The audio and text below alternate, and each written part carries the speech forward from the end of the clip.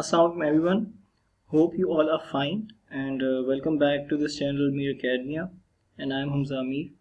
Now this video is basically related with the topic of Mughal Empire, which is basically the involvement of EIC East India Company in the subcontinent. I will discuss this topic in detail with respect to a 7-mark question, which is a past paper question as well, that is on the screen right now, that why East India Company became involved in the subcontinent. Before moving into the detail, let's see that what are the basic identified reasons of this question. The first one, introduction. We always start a question with an introduction. Then the first reason, cheap raw material, you'll make one paragraph on it. Then monopoly of the European colonial powers, that is French, Dutch and Portuguese along with the British. Another paragraph would be the access to warm water. Then the spread of religion and culture of British, which they thought was superior. And the last one we have over here is the wealth of subcontinent. So these all were the reasons on which we will make paragraphs. Starting from the very first one over here, the introduction. The outcome of Portuguese traders in 1498 Calicut. Well, this one is basically related with the trade that यहाँ पे British जो थे, they were not the first one who came over there in the subcontinent. सबसे पहले जो थे Portuguese आए थे. In 1498 in Calicut, we remember the name Vasco da Gama. They took the permission and started trade. उनकी trade को देखते हुए, when the British came to know about that, they created a private company named as EIC in 1599, which was the collection of a group of English merchants. They got the permission from their Queen Elizabeth, who gave them the royal charter and gave them the permission to trade in the subcontinent in 1680. She was also the shareholder of the EIC as well, among EIC as well. When they landed over there in Surat in 1608, and they met the then ruler, which was basically Shah Jahan, and got the permission to trade. This is the picture over here. We have the place of Surat in the map. You can see that in the picture right now. They landed over there and they got the permission of trade in 1612, and they started trade over there. And eventually they established their headquarters in Bombay, Calcutta and Madras, which were basically the coastal areas of the subcontinent. Moving towards the very first reason of this paragraph, that is the cheap raw material.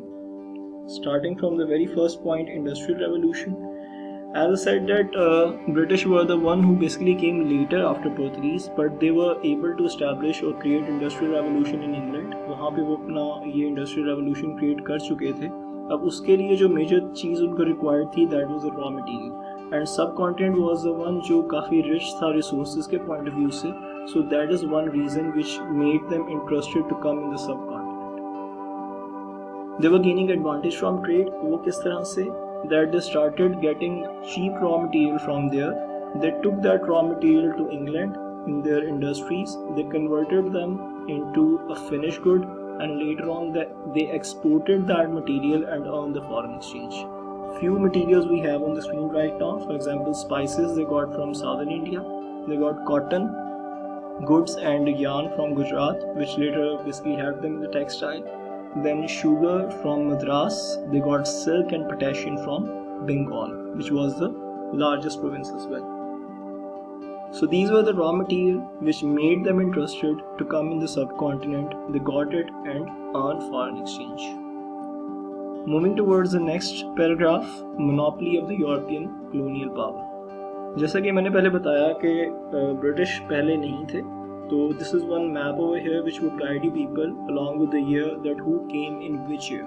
For example, if we talk about 1498, so Portuguese came over here first, then 1595 Dutch. Then later after that the British came in 1608 when they landed in Surat. Then in 1616, and the last one basically 1664, which were the French, which came in 1664. So they already were there, like Portuguese were already there and the Dutch were already there. So Dutch were the one basically who had already the monopoly in certain things. उनकी कुछ resources के अंदर monopoly थी, तो British को वो basically वहाँ पे monopoly create करने नहीं दे रहे थे. East Indies से भी उन्होंने वहाँ से निकाला. So let's see that कि इस paragraph के क्या points हैं. Number 1, ब्रिटिश को एक फियर था उन यूरोपियन कॉलोनियल पावर्स से, जो कि मैंने अभी बताया कि फ्रेंच, डच और पुर्तगीज थे.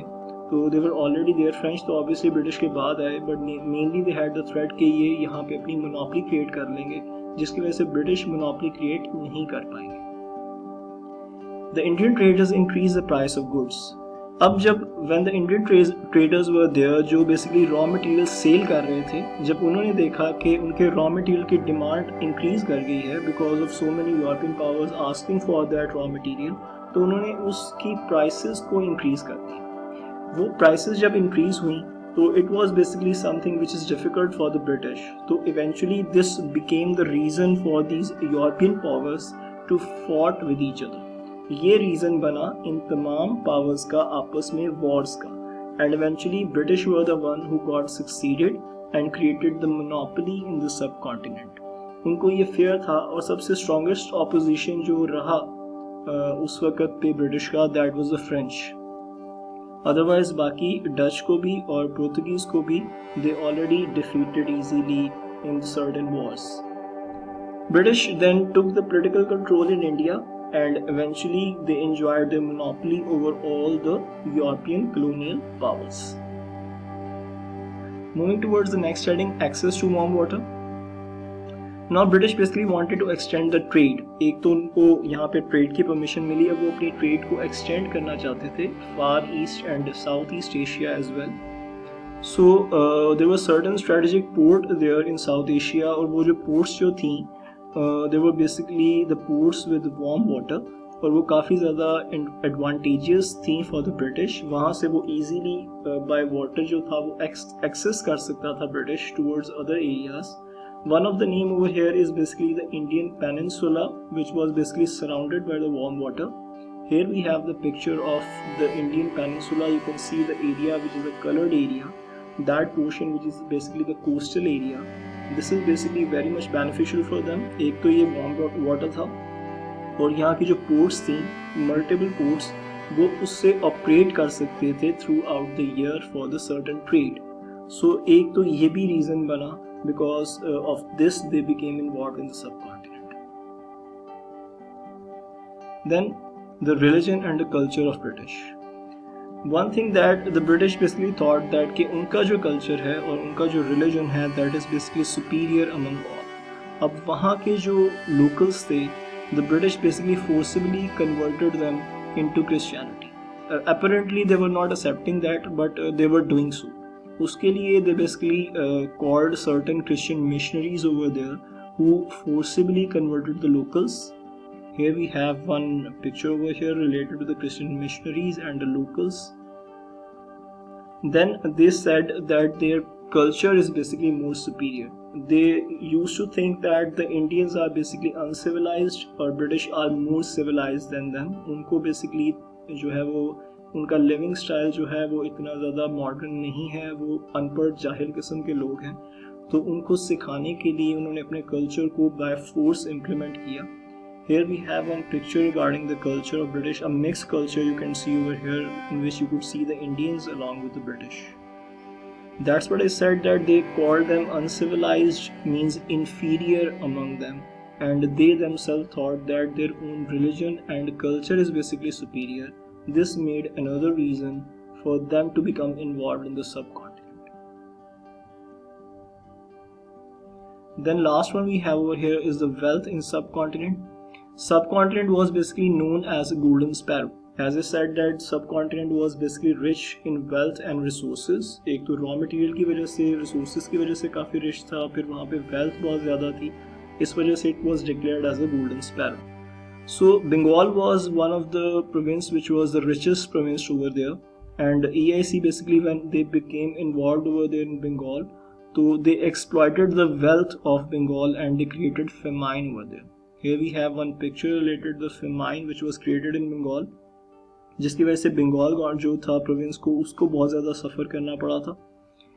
उसके बाद one more example we have over here is that 1,000 million pounds were taken from Bank of Ganges to the Bank of Thames in 150 years. जब तक ब्रिटिश वहाँ पे रहे, they took the wealth from the subcontinent and eventually taken them back to England over there and took advantage of it.